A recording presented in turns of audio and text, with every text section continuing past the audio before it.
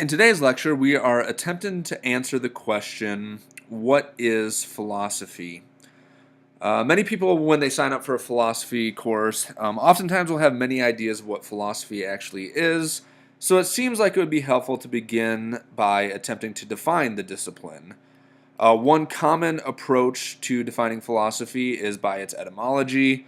So philosophy is broken into two Greek words, phileos, which is love, and Sophia, which is wisdom.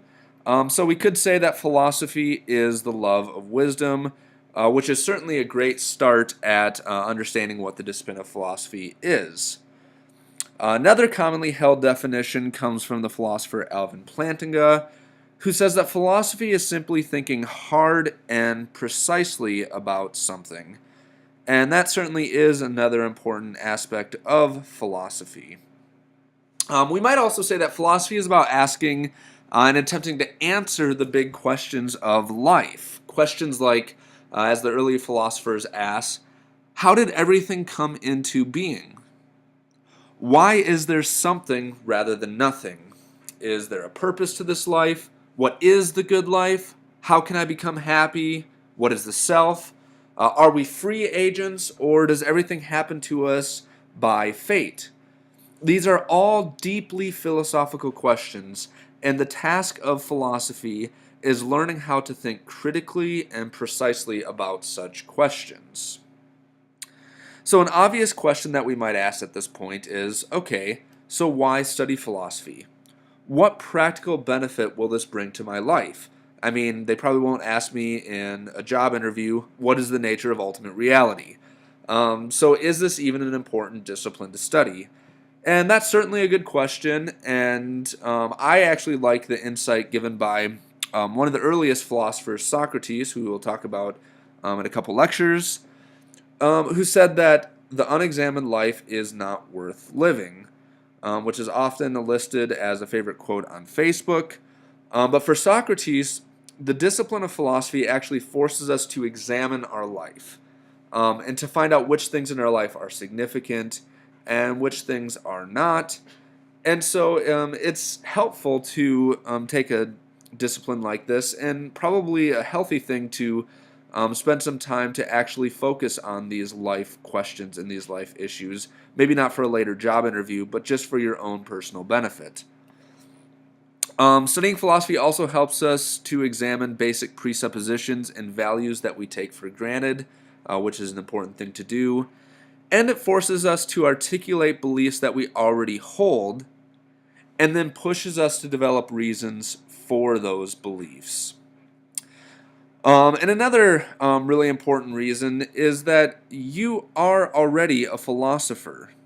So taking a course on philosophy will simply teach you on how to become a better one. And the reason studying philosophy will help you become a better philosopher is that it connects you with some of the greatest thinkers in world history. It actually allows you to join a conversation that has literally been going on for thousands of years, rather than simply the small conversations that we typically have among our contemporaries, among our friends, among our peers. Those conversations are certainly helpful, but there is also a much bigger conversation that we can learn from. And as we enter into that conversations, our horizons and our perspectives actually expand. And so when this happens, we realize that someone has already invented the wheel. And what I mean by that is there have been great ideas that have gone before us. And it's important to see this because once we see those great ideas, it allows us to build off of them. If all we ever do is, say, sit in our rocking chair and think about some of the great issues in life, but we don't actually take the time to learn from others, then our own insights will actually never reach their full potential. And so, as we learn from others, we will become better equipped to build on these ideas. Just like in other realms, like in the sciences or in technology, the previous technological advances that went before, we're not reinventing those, but we're building off of those. And as a result, we're improving society. So now we turn to the tasks of philosophy. That is, what do we actually do when we're doing philosophy? And this could be understood in a number of ways. Here are just a few examples. One task of philosophy might be clarifying concepts. Concepts like the concept of God. For those who say that God exists, or for those who say that God does not exist, what concepts are we talking about when we talk about God? What concept do we have in our mind? Often in these conversations, opponents can talk right past each other because they have not taken the time to clarify the concepts in questions, and philosophy helps us in that endeavor. Another task would be making distinctions and articulating the arguments and reasons for the beliefs that we hold strongly. And last, a common task of philosophy is simply highlighting the presuppositions that we take for granted concerning any of our opinions and values. And so these four are certainly not the only tasks of philosophy, but they do represent the types of things that we do when we're having philosophical discourse. So now, just for example, a common practice in philosophy is learning how to articulate arguments for the values that we hold. So let's take, for example, the issue of abortion. Is abortion morally wrong? Well, this is an incredibly controversial and significant issue in our culture, and it is one that philosophy can evaluate to help us see the arguments for both sides and which arguments are good, which arguments are bad. So let's look at one possible argument, and if you've read the chapter, you've already come across this one. But here is one potential argument arguing against the practice of abortion. So premise one, it is morally wrong to kill innocent human beings. Many people would happily accept this premise, so let's move on to premise two. Premise two, abortion is an act of killing an innocent human being. And so this might be argued by showing, say, that the DNA of a fetus or an embryo is distinctly human. And so on the basis of that argument, we can support the premise that abortion is the act of killing an innocent human being. And then the conclusion would be that abortion is morally wrong. Now, once this argument has been articulated, then we can do the work of evaluating whether or not it's a good argument. So is this a good argument? Now note, I am not asking whether or not the conclusion is true or false, or whether you believe or disbelieve with the conclusion. That's not what I'm asking. Rather, what I'm asking is whether or not the argument is sound. And if you're unfamiliar with what that concept, the concept of soundness means, I would refer you to the next chapter when we talk about what it means to make a logical argument. But for now, what I'm asking is this a good argument? Regardless of what you believe about the issue of abortion, is the structure of the argument the best or the most persuasive? Well, let's evaluate it briefly. So if you look at the phrase innocent human beings, we ought to ask the question, are we using this phrase in the same way in both premises? Now, many moral philosophers will argue that this is not a good argument because it commits a fallacy called the fallacy of equivocation, which means using terms that are the same, so we're using the same term, innocent human beings, but the meanings or the concepts behind those terms are different depending on the situation. So, in premise one, what does the content of the phrase innocent human being mean? What's the content there? In other words, what is the phrase referring to? Well, presumably, it's referring to a developed human being who has consciousness, who is self-aware, who has hopes and dreams and aspirations, can feel pain, and so on, and has done nothing wrong, is innocent. So now, is that the same concept of the phrase in premise 2? Well, it doesn't seem so. An embryo or a fetus is not a developed human being with a consciousness. The embryo is not self-aware and presumably has no dreams or aspirations. And so the phrase doesn't seem to mean the exact same thing in sentence 2 as what it means in sentence 1. Now again, this says nothing about whether abortion is morally right or morally wrong. All it is intended to do at this point is to help articulate the argument and determine whether the argument itself is a good one. Now, suppose you still agree with the conclusion.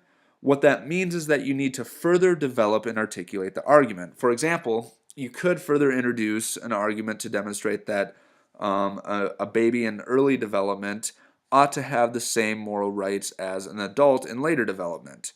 And then you would repeat the cycle of articulating the argument for that case and then evaluating it. But this is how the task of philosophy actually works when it comes to articulating an argument. And so what we see is that in philosophy, there is no political correctness. No hypothesis, however outrageous it may seem to common sense or conventional thinking, is ruled out of court, provided that you endeavor to support your claim with an argument and with good reasons.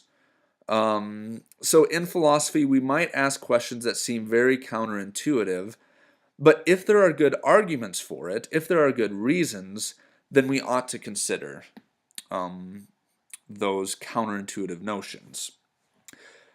Furthermore, in philosophy, you must support all of your claims with some form of justification. It will not be good enough in this class to say, well, everyone knows such and such. And if everyone does, in fact, know it, then they must know it for some good reasons. And so I would expect you to provide what those good reasons are. We turn now to looking at 3 areas of philosophy. Your book talks about 4 areas, but for our purposes, we will only look at 3, and we will just consider these very briefly. The first area is metaphysics. Metaphysics asks questions like this: what is ultimate reality?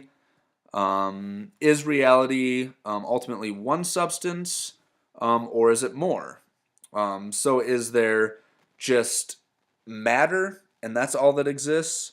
Or are there things like ideas, non-material minds, non-material spirits, or is it just all a material universe that we live in? Is there a God or gods who created us? That is a metaphysical question. Am I free, or is every act that I do determined? This is also a metaphysical question, and these are questions that will be taken up this semester. Another area is epistemology, which is simply the study of knowledge.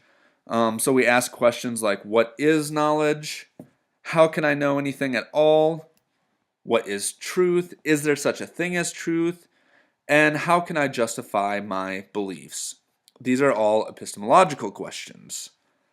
Last, we will be looking at the area of logic, which we will talk about briefly next week. But in logic, we're asking questions like, what is a valid and sound argument? So when we were looking at the argument from abortion, we were attempting to find out whether or not it was a valid and sound argument. In that case, it happened to be a valid argument, but it wasn't a sound argument because it committed the fallacy of equivocation.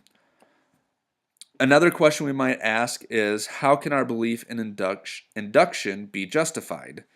Now at this point you might be asking, what do you mean, how can our belief in induction be justified? We'll look at this proposition for a moment. Now a proposition is simply a statement that's purporting some sort of fact to be true. So such as this one, every belief must be demonstrated by empirical evidence, and this is a form of induction, to be considered rational. So this is a proposition that is either true or false.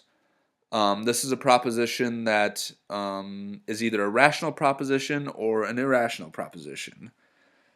So it certainly seems to make sense intuitively that if you want to be a rational person, then you should support any of your beliefs by some form of empirical evidence. Well, now when we ask the question, how can our belief in induction be justified, we're asking a question sort of like this: can this proposition be demonstrated by empirical evidence? So again, what is the proposition? The proposition is that every belief must be demonstrated by empirical evidence to be considered rational. Well, if that's true, then we have to ask, this is a proposition, a belief is a proposition. So if I believe this proposition, is it supported by empirical evidence? And if there's not empirical evidence for it, which it's hard to conceive of how there would be empirical evidence for this proposition, then by its own definition, it ought to be considered irrational. And if it's irrational, we ought not to believe it. And so this brings up a problem known as the problem of induction. So how do we justify statements like this? Can we justify statements like this? How do we justify induction? And this is an important question in philosophy, one that will come up later on in the semester. But statements like this, they're kind of fun statements, but they're what logicians call self-referentially incoherent statements, or you could just say a statement that's self-refuting. So in logic, we're always looking for those statements. When we're trying to articulate an argument or a position or hold fast to a belief, we want to first ask, is this belief consistent in its own right, or is it a self-refuting statement? And in this case, this proposition would be self-refuting. And so to end this lecture, I'll leave you with this thought. Philosophy is a critical discipline about life's greatest questions. As Poyman, your author, writes, philosophy is a practice of giving reasons in support of one's beliefs and actions. Its ultimate goal is to arrive at a rationally justified position in one's beliefs about the important issues of life, including what is the best way to live one's life and to organize society.